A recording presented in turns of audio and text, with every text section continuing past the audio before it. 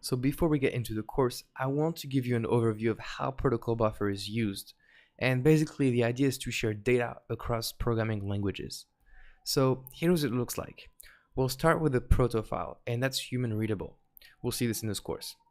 Then we'll generate code automatically, and that's another part of this course. You can generate code in pretty much any language. Java, Python, Go, or all of the programming languages. It's actually amazing. Next, using these programming languages, you're going to create objects, okay, or data. And then you're going to serialize that data by encoding it and decoding it automatically. The advantage is that that serialized data on the right-hand side can be read by Python or Go or any programming language. The beautiful thing is that this serialized data is universal. Every language will understand it, and that's awesome.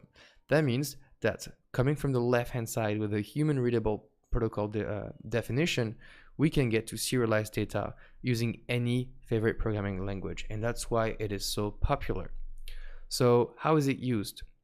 Well, some databases may have support for protocol buffer data formats. There's a lot of RPC framework, but that's out of this course, out of scope for this course, including gRPC by Google that use protocol buffers to exchange data.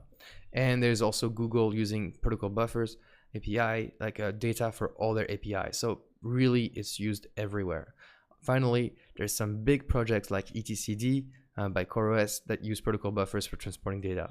Overall, it is quite old data formats, and it's really, really nice and used by many people. So in this course or in the literature, you may see that there is Protocol Buffer 2 or Protocol Buffer 3. Basically, mid-2016, Google has released the third iteration, the third version of protocol buffers, and the name is Proto 3.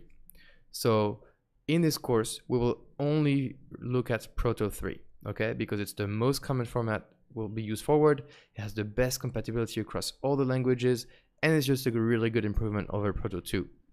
It's also the easiest to learn, and that's why I'm excited to teach it to you, okay? So this is a course that's extremely updated on the latest protocol buffer versions, and it's used massively across all the companies. I'm glad you're here with me. Let's get started.